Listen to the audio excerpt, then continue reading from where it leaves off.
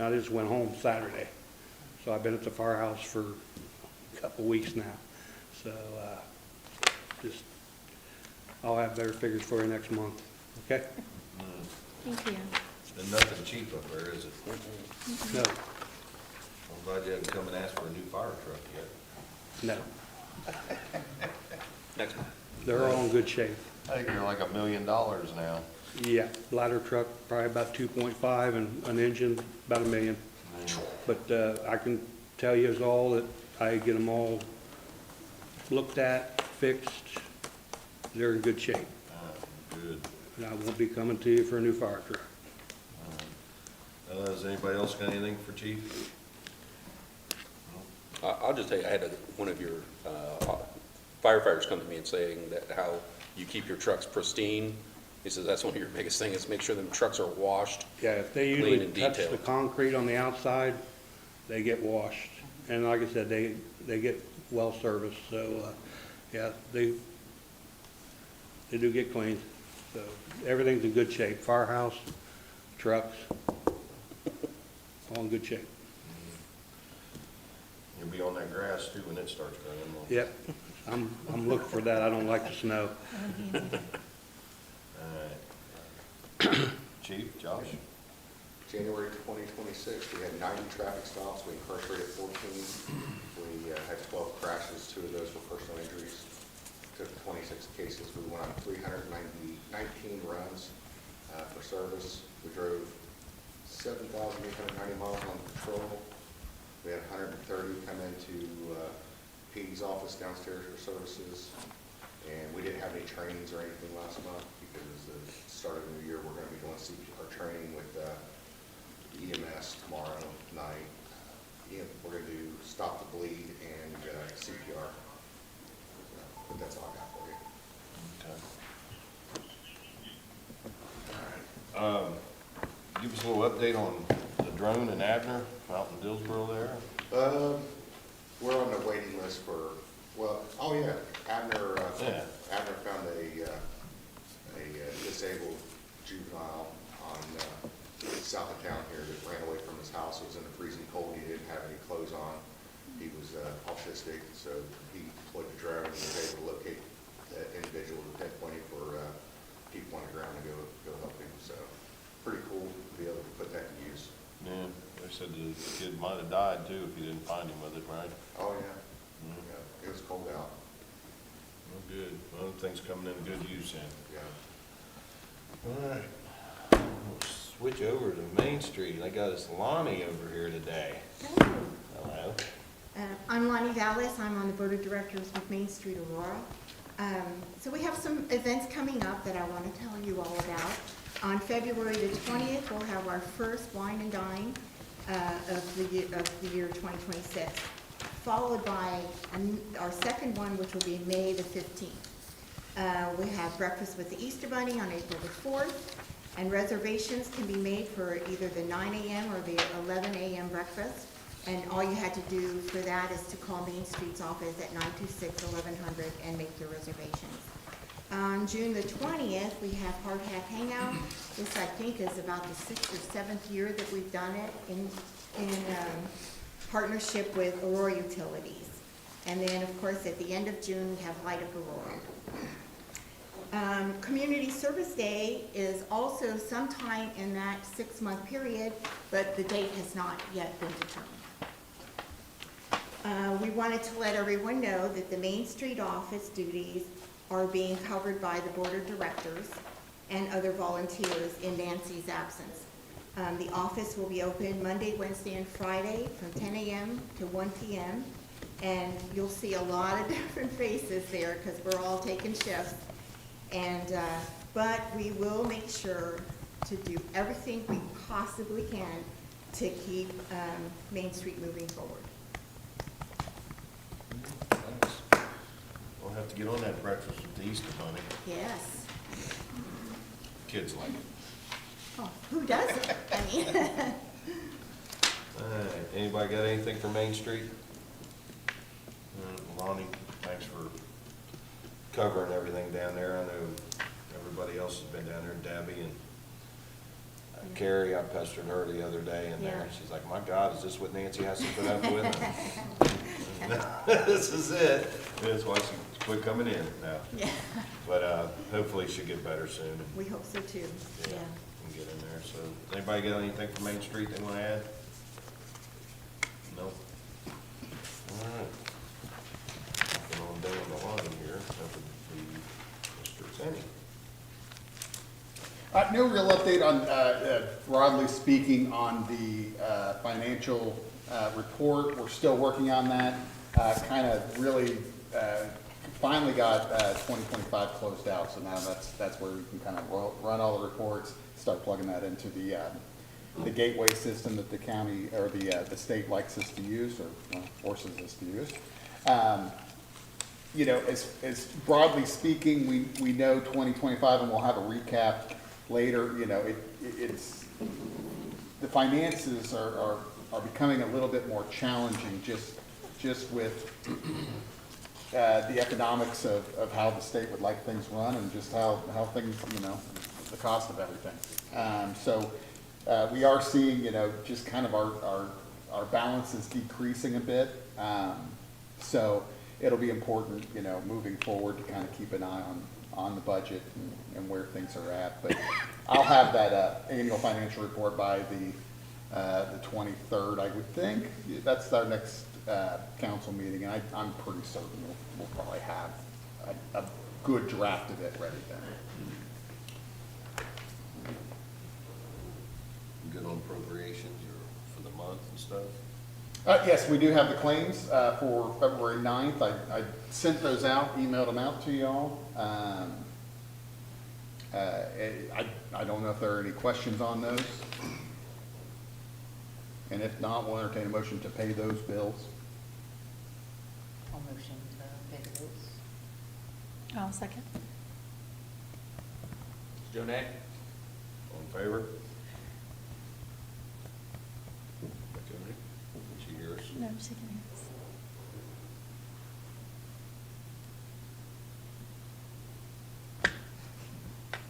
She was just talking. She's still on that? Yep. We can't hear you, Jonah. Looks like you can see her mic up there. It's Maybe, muted. can she send a chat?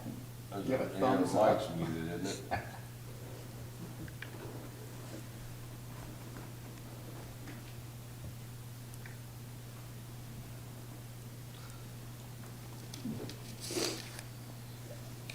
Maybe it's the TV. Let's put it on the laptop. Try again, Jonah. Hello, can you hear me? Yes. TV doesn't like listening. Yeah. The TV doesn't like listening, but you can hear me now? Yep. Okay. So, aye. There we go. Nice have it. There we go. Perfect.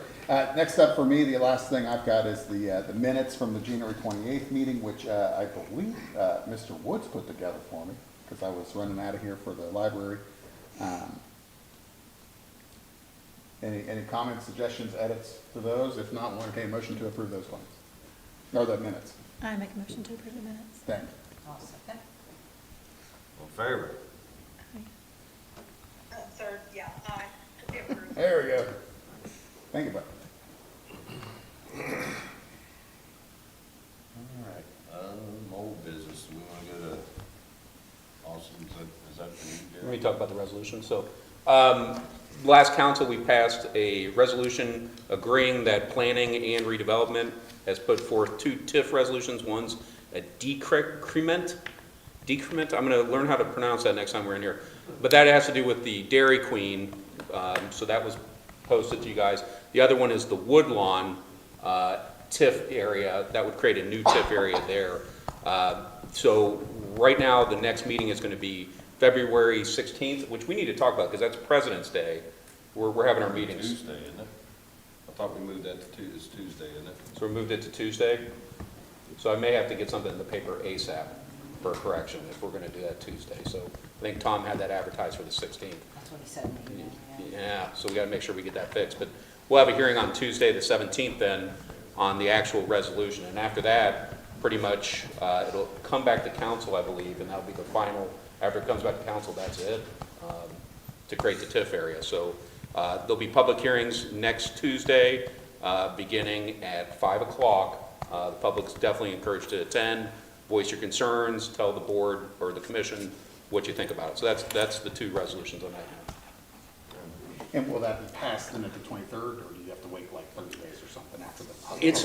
It's basically, at that day, redevelopment can do it, and then I'll talk to Tom. I'm not sure the time frame if you have to wait, so I'll talk to Tom, because he's the expert on that. I know they get weird on those things. Yeah, there's a whole bunch of weird timelines. Thank God we got Tom cruising that up, so I'll ask him about that. But I think that it goes redevelopment. They're gonna pass it either that day or not, after hearing public comment, and then it'll come to council again. I'm not sure the date. You want to do the annexation? Sure, Mayor. Annexation, we're in the remonstrance period. We have 90 days. There's been a public ad sent to the paper about it. The two places where only people that are being annexed are allowed to sign the petition to remonstrate. Remonstrate means we don't want to be annexed. Those will be located at the utility building and also the ARC. So the ARC, there'll be someone available to sign that between the hours of 5 and 9, and there'll be someone there on the weekend. So if somebody could sign the form there, and then at the utility building, it'll be there from, I believe, 8:30 to 5. I think Randy said they're open, but normal business hours. We would have it here at this building, but we've locked this building down because of security reasons during the day. So we've moved it to the utility building. So the next step, of course, is to inform the county and the auditor and everybody else, this is what we're doing. So once, basically probably tomorrow or the next day, we're gonna have everything in line for everybody to come in to remonstrate. I'm gonna run a letter over to the county to let Connie, the auditor, know, and the commissioners and council know this is what we decided, we're annexing, and they can start their process of figuring out the taxes with us. And so basically that's where we're at right now with annexation. If you are in the area that is being annexed, you will be receiving a letter. They haven't gone out yet, so probably by the end of the week you'll be receiving a letter where you can remonstrate and the like. Any questions or anything from council? Okay. That's it, Mayor. All right, you're next. You got the next two. Gosh, Mayor. All right, let's start with start with the B2. Folks, you saw this, we did this back last meeting in January. This is a B2 only zoning ordinance. This has to do with tobacco and vape shops being close to schools and churches. Basically, the new rule says that you must be 150 feet away, front door to front door, if you want it. You, of course, can always ask for a variance to that. We didn't make it as strict as such as the alcohol laws or anything like that, so people would be able to ask for a variance if needed. But right now, that would pretty much stop anybody from opening a vape shop right next to a school or the like. So this is the second reading, so I would ask that if council has any questions or if we want to call for a motion and then talk about it, we can do that as well. Of course, I need all three of you to vote in the affirmative to pass this today, because it's basically not the majority of quorum, it's the majority of council that passes it, so you need 3 votes to pass it. Any discussion or anything about this? B2, any concerns? I had a couple questions. Sure. So on it, I noticed a lot of the other ones, the conditions also refer to not being around the residential district, you know, like they all say within 100 feet of a residential district, and this is just specifically for schools and churches, so it can butt up to a residential district then? Yes. Yes. Well, it would have to be a business. Yeah, it still have to be You in just the, can't put Yeah, a yeah, shop no, in a residential no. area. right. But it could be a house behind It could butt up against it though. Yeah, So you could that's have, what I'm if it's our B2, Yeah. and you had residential, then of course you could have it in that B2 area. But it has to be 150 feet away from schools or churches. So that'd be the only rule on it. And so just so you know, Sherry, where I told this 150 foot language, it actually comes from the firearms, or I'm sorry, liquor stores, when you're asking for liquor store permits, you usually have to be 150 feet away from churches and schools. And so I kind of stole that language from that. That's actually a statute, not a, it's, Yeah, you I was know, gonna say, the it state- seems so much more specific than the other ones, like it said how to measure it and everything, I'm like, Yeah. that's. Well, I didn't I stole that, Sherry. I'd like to take credit, but I did not come up with that, so. Wow. That's why it looks so good. That's exactly correct. Any other further conversation? All right, I call for a motion to approve this. Do I have that motion? I'll make the motion to approve this. Jenny, is there a second? I'll second. Michelle, all in favor? Aye. Passes. Janae, did you say aye? Yeah.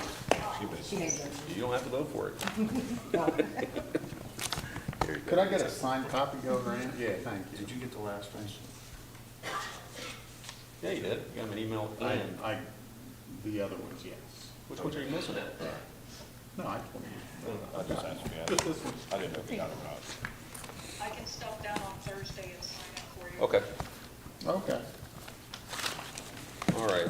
You may go ahead, Mayor. Yeah. All right, the next ordinance up for vote is, this is a second reading of ordinance 2026-02, and I apologize, Benny, the other one's 2026-01. This is an ordinance creating an exception to the placement or construction of a mobile home or manufactured home. And so right now, the only place in Aurora that we are zoned for manufactured homes or mobile homes is our agricultural district. This exception here states that if you have a pre-existing mobile home or manufactured home anywhere else in the city, and that home should burn down or be destroyed by natural causes, that we're going to give an exception without them going for a variance that they can replace it as long as it's basically the same size or bigger and in the same location and doesn't have any issues with, basically it fits in the lot as designed, like you have your setbacks and everything else like that. Just so you know, this is specifically, we basically had one citizen who lost their home due to fire, and he just wants to replace his home as it is. Nicole came up with most of this language, so I worked with Nicole to create this ordinance. But like I said, I think I said at last meeting, I think it's a very kind and understanding ordinance that gives an exception. I think it's kind of one of those things that sometimes bureaucracy can kill a citizen. I think this allows a citizen to move forward to enjoy their property. So is there any discussion or any comments or questions? Okay. I have a question. Yes, sir. Sorry, but does that, has to be that same owner that owned it before? He's the only one who put a trailer in, or he can't sell it to somebody else and they put a trailer in? It's basically, Not a trailer. yeah, I think you're giving a specific use. I think that the exception would play for that as well. It really is basically that if a home burns down, that we would allow the same structure to be replaced. There's nothing that So we, he still have a lot, they put a trailer in and rent it out? Is that what I'm saying? no, it would have to be a, let's say that, ask your question again, because I'll explain it real quick. So like, it really is this. Homeowner has a house there, a trailer there already. Yes. He's all backed up and happy, house burns down. He can't afford to put the new trailer there, so he sells it to another guy that has a bunch of rentals and everything else. So can he put a trailer there and rent it out? So in 5 years, it's going to be. Gosh, I don't know if our ordinance covers that situation. It should be that owner only. If he sells it, the new owner should be allowed to put a new trailer. Yeah, I would say right now that this ordinance wouldn't allow a sale. It's really, it does say that same owner who loses it. So it would be defined as that guy. Now, if that guy rebuilds it and sells it, right? That's a different story. You're right. I think yeah, I don't think our ordinance would allow your scenario where somebody burns, the house is burnt down, and he just sells the land raw and they can rebuild after that period. Any other questions? That's a good question. I don't, the one question I had for Nicole, I'm not sure how many manufactured homes or mobile homes we even have in the city. Honestly, I don't know if the sticks got in there myself. What's that? I wasn't on city council. I had one trailer got in there on 56. There was no ordinance. Yeah, we had no ordinance. So, There is now, though. yeah, we passed one. That's what I was gonna Live and learn. Yep, Yeah. that's exactly why we have this But prohibition. that's why we got this, but this is allowing somebody that already has one, especially up there, Ray Heights up there, where there's 90% of them in that little area. So if it burns down, he can put the same kind or bigger in. So the setbacks will be the same on him too, where if it's 5 feet off and it's now 10 feet off the property line, he can still put it in at 5 feet. It has to be the exact same or bigger. So, I can see that for the original homeowner, but not to sell it to somebody else. Well, to his, bringing up, I mean, I really think maybe we should have some wording in there because it's not in there. Like, on C4, it says, the reconstruction or replacement manufactured or mobile home shall be submitted within 12 months of the date, damage, or destruction unless extended by the city. It doesn't say anything by who it's, you know, but I think we should have that wording in there. By the original homeowner. Yeah, no, I agree, for sure. where you been, Rick? Yeah, I don't see anything that covers that specifically. It all refers to the home itself, not to who the owner is. Yeah, I don't think they thought about this when we were just trying to get Earl to get his, house built back up over there. So one thing it is that should have been lawfully in existent use as a resident at the time it became non-conforming, not be smaller. 12 months, yeah.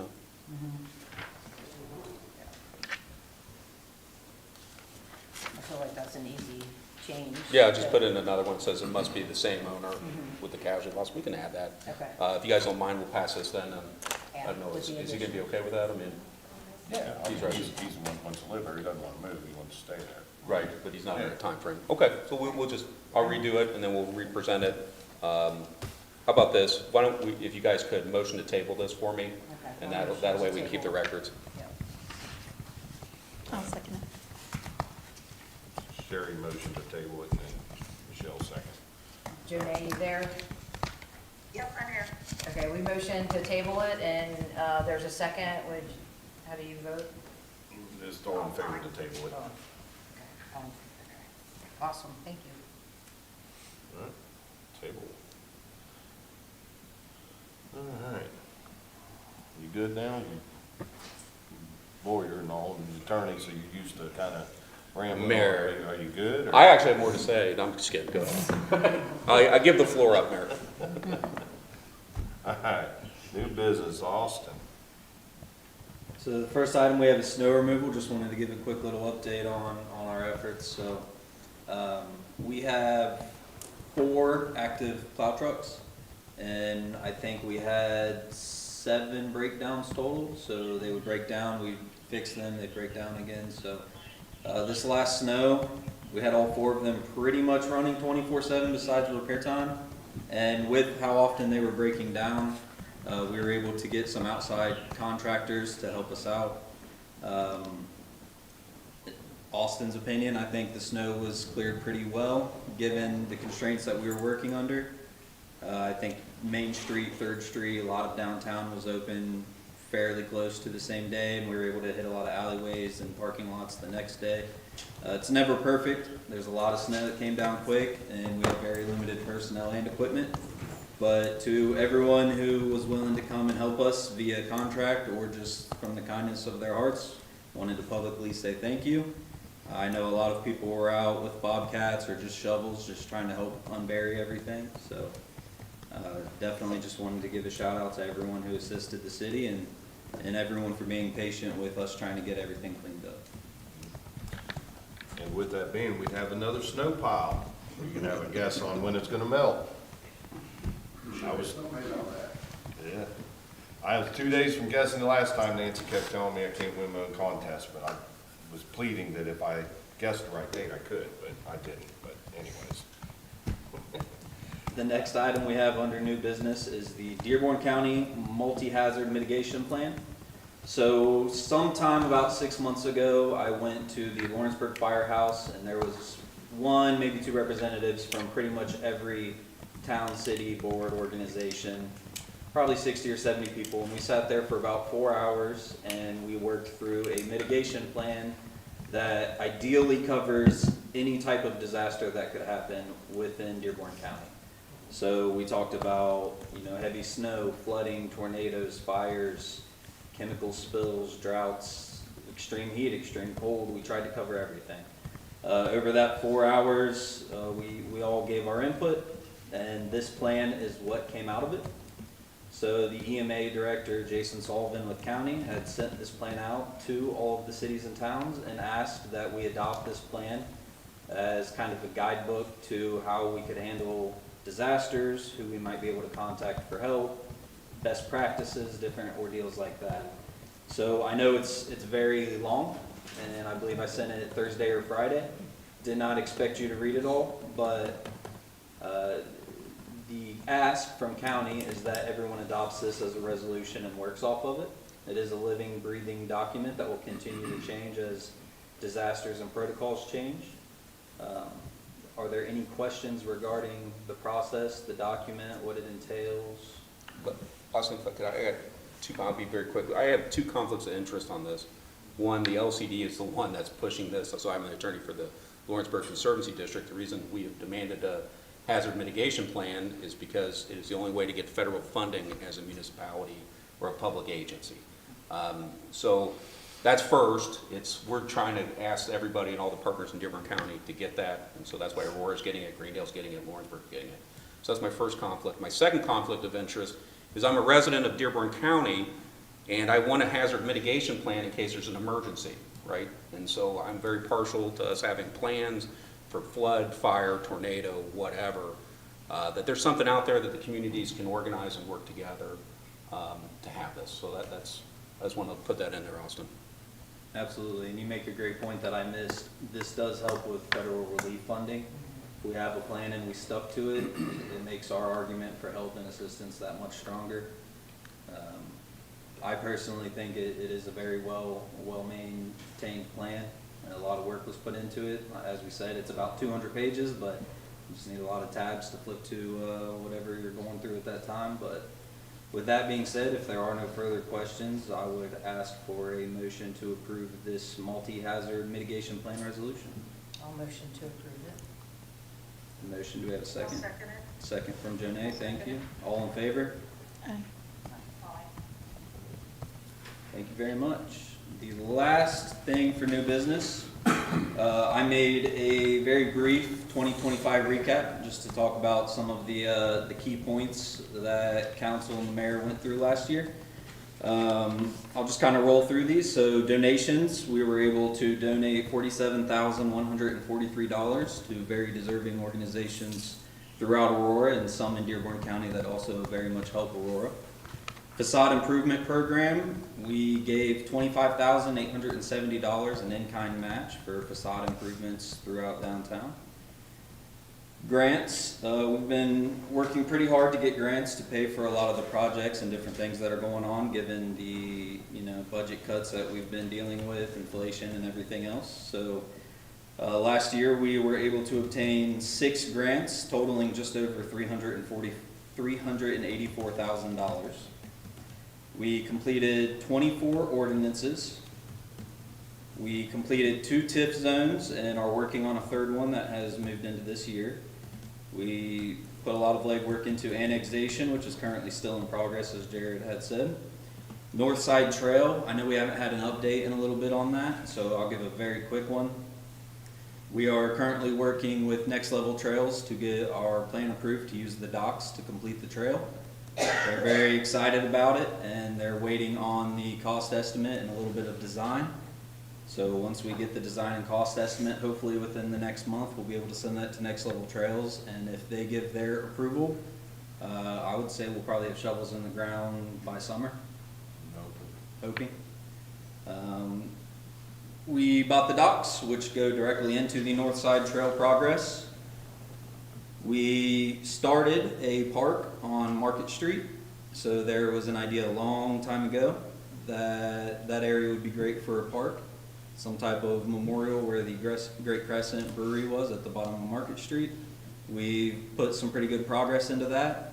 You'll see it being used as a viewing and seating area. You can eat your lunch and look at the river and everything else. So the plan is every year for the next couple of years to just keep building on that, keep finding grants, keep working on it to make it a wonderful area to have your lunch, and then we will have to approach giving it a name at some point. We put up the John Boardman Memorial.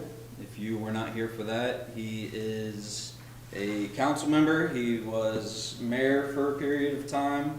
Absolutely wonderful man, war veteran. We were able to get a monument put up in his honor over at Let's Go Park.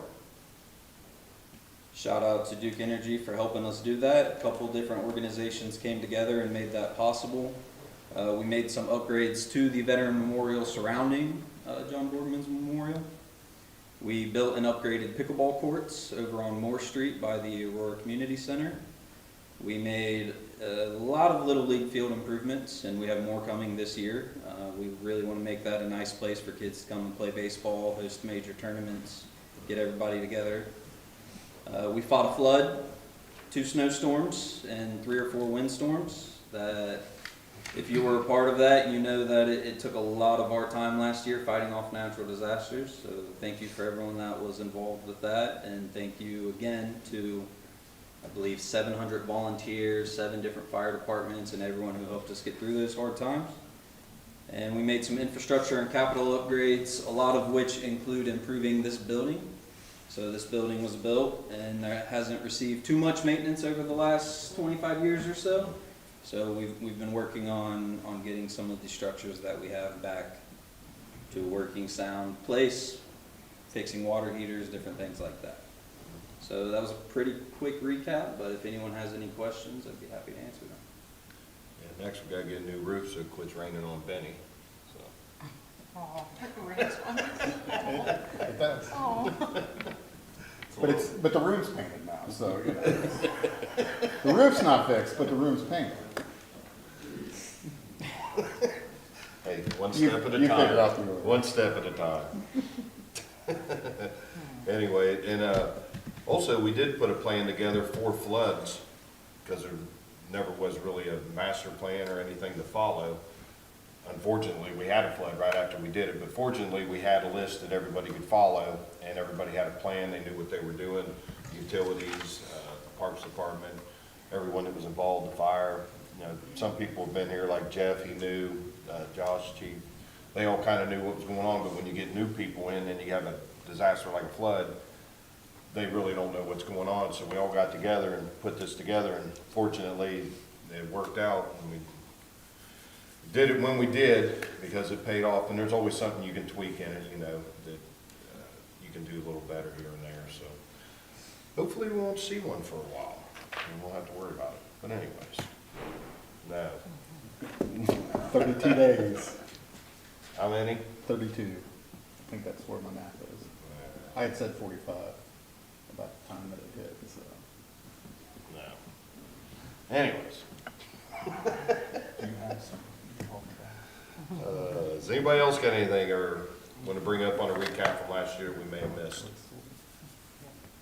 Speaking of floods, there was a little captain down there made out of wood with beside the buoy down by Let's Go Park. Did the flood take that statue or what happened to that? It may have. The only thing that we got rescued was that eagle that's downstairs. We need to get that back out there. It may have taken it. There's still 3 poles down. We gotta get those fixed from, on Let's Go Park. 3 light posts. Needed Brett out there with his boat, fish him out of there. He's slacking on us. I think I know where it is. Yeah. Oh, you do know where it's at? All right, good. There you go. Done? No, I don't. You took it. He stuck it on his lot down there. Fair question, 'cause he was pretty sure. Yeah. Was that the city's or whose statue was that? What, Was that a city statue down there? I mean.